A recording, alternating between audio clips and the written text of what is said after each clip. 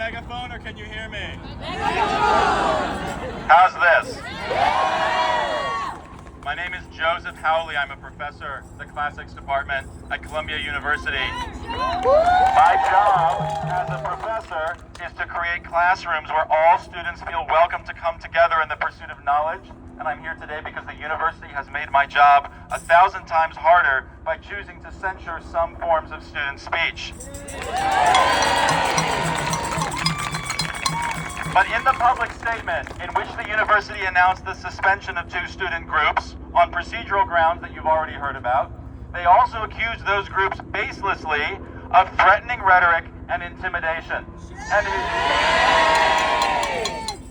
it is those charges that move me to stand today and do something that I have never done and am very uncomfortable doing, which is to speak in my own voice as a Jewish member of this faculty.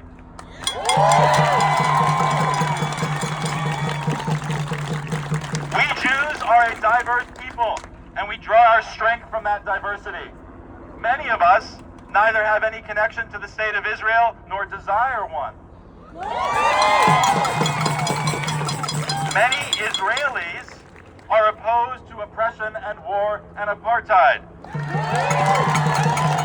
I'm thinking of comrades like Chaim Katzman, a leftist scholar who was killed on October 7th.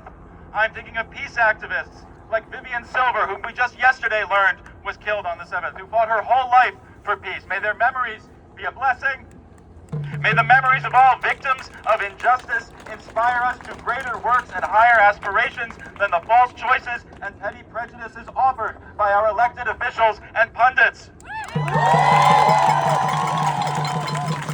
My Jewish ancestors were once treated like second-class citizens in their homelands, just as non-Jews are today throughout Israel and the occupied territories. My Jewish ancestors were killed and made refugees by pogroms like the ones carried out by Hamas militants on the 7th and like the ones that have been happening all year in the West Bank and continue now at an accelerated pace with the support of the Israeli military. My Jewish ancestors were killed and made refugees by ethnic cleansing projects like the one underway right now in Gaza. My Jewish ancestors and many others suffered and endured hardship at the hands of genocidal and ethno-nationalist projects like the one perpetrated against the people of Palestine for the last 100 years. And as a Jewish American, I know that I honor their memory and my heritage and my religion by speaking out for those who face the same kinds of suffering.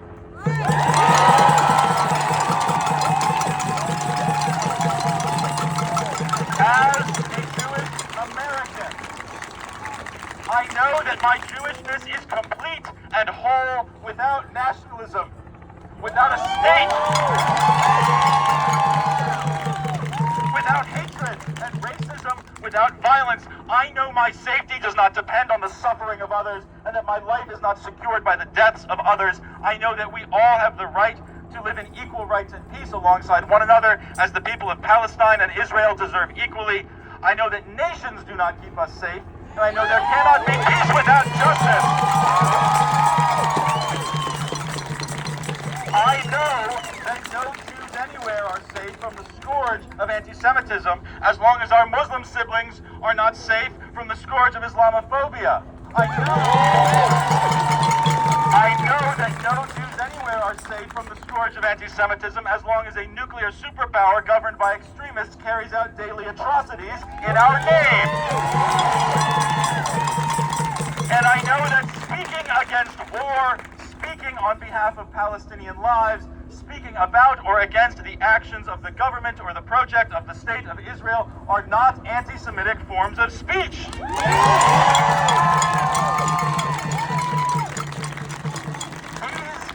Are very personal things for me to say in my workplace.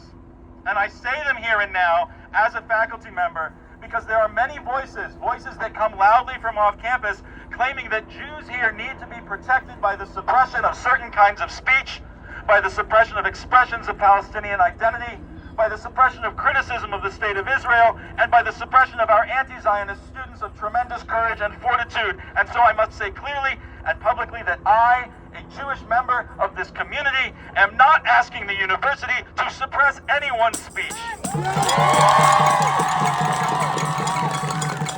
I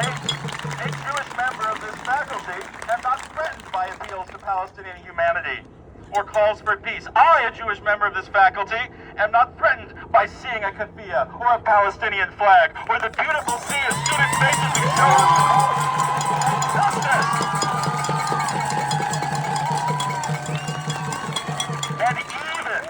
And even when I feel discomfort at the expression of politics with which I disagree, when I feel anger at the contempt that Zionists show towards me, I know that those feelings are not the same as being threatened.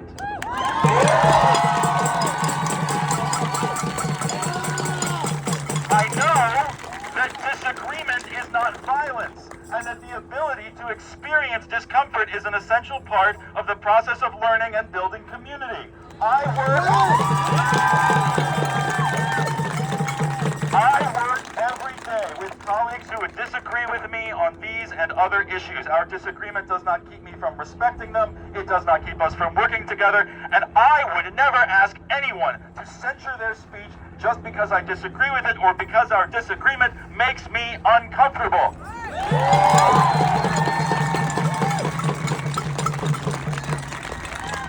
And so what I want to say, as a Jewish American whose home is here in New York City, is this: that anyone who is telling our university's leaders that they need to suppress our students' free speech in order to keep Jews like me safe does not speak for me, and they never will.